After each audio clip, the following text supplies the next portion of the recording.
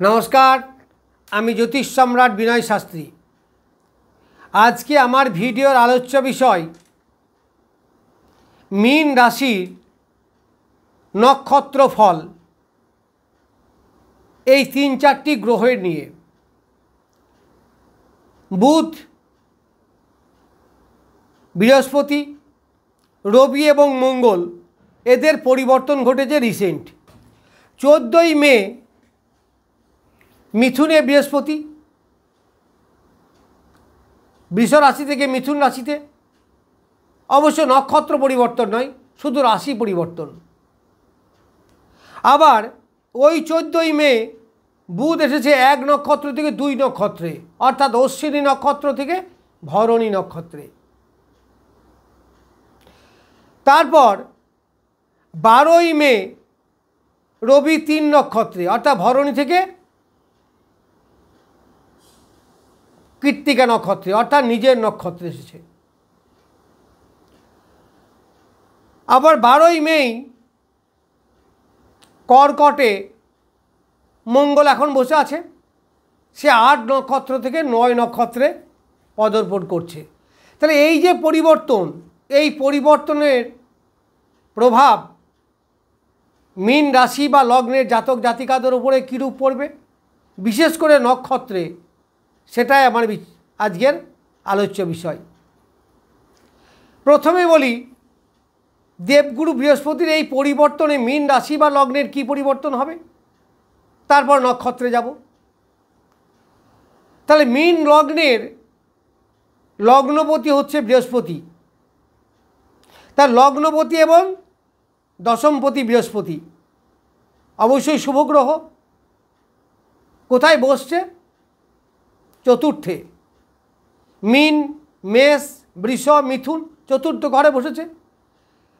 ताहले मीन लग्नेर बा राशिर जातकदेर प्रभूत उपकार होबे कारण प्रथम कथा बृहस्पति तार लग्न बा राशिर केंद्रे गिये बसेছে। এই চতুর্থের দিকে যে যে বিচারগুলো হয় সব ভালো হবে।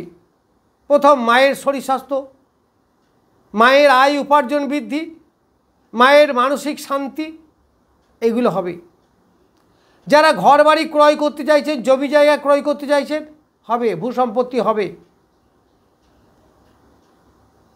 আবার যারা যানবাহন ক্রয় করতে চাইছেন, যারা স্টুডেন্ট পড়াশুনো তাদের অ্যাটেনশন বৃদ্ধি হবে, রেজাল্ট ভালো হবে, এইগুলো সব পাওয়া যাবে।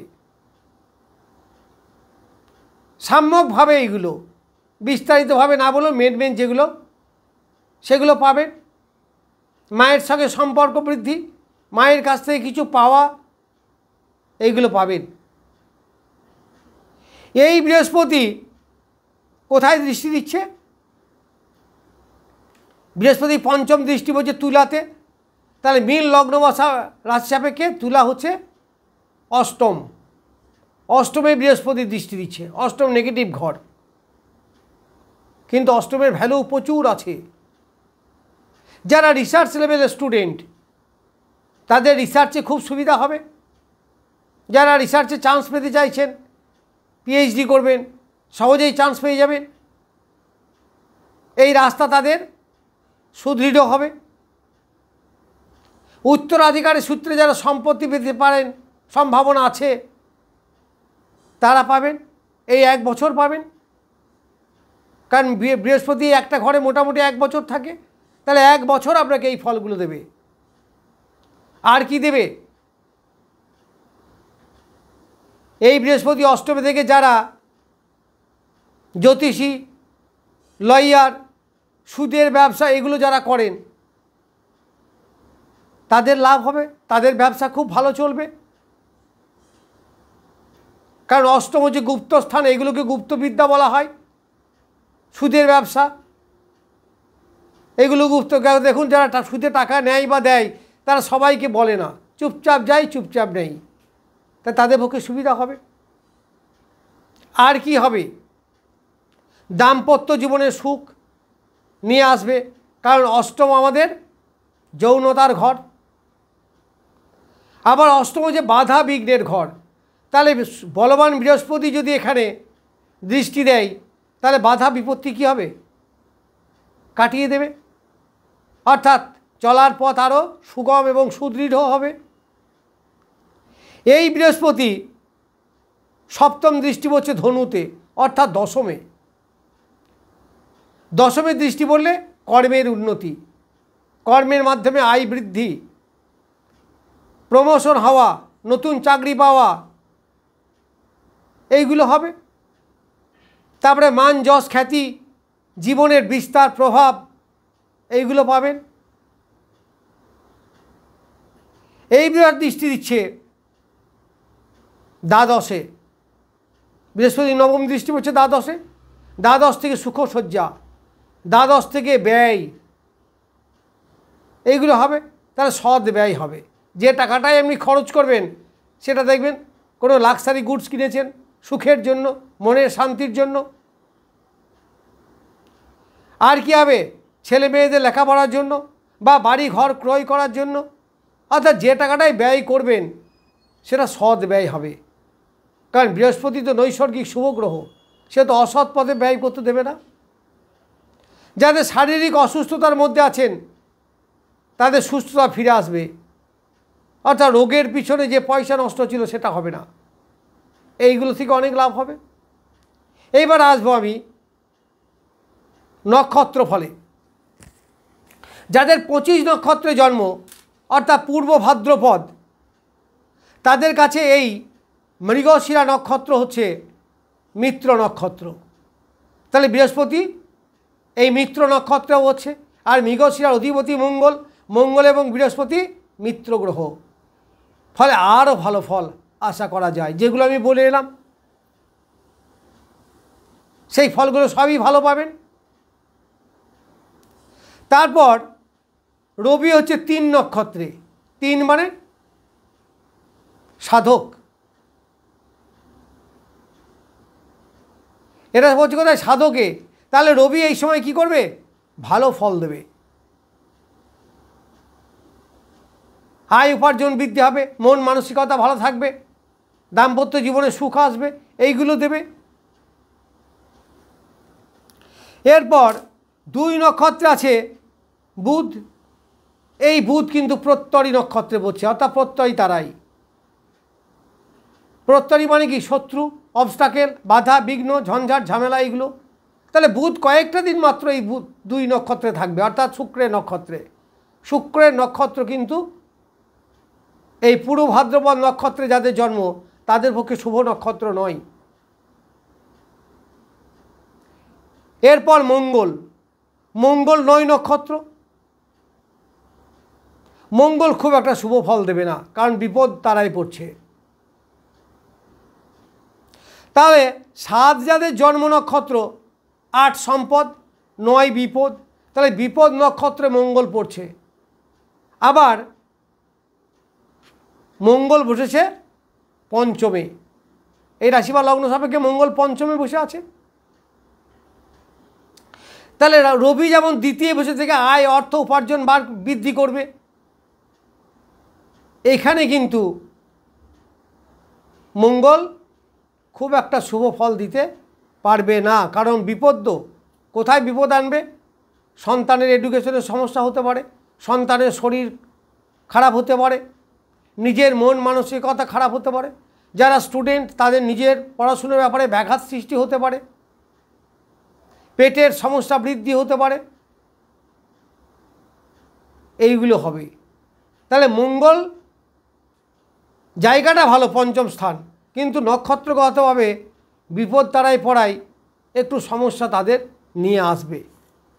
এইবার 26 নক্ষত্রে যাদের জন্ম তাদের কাছে 5 কিন্তু বদ নক্ষত্রে পড়ছে।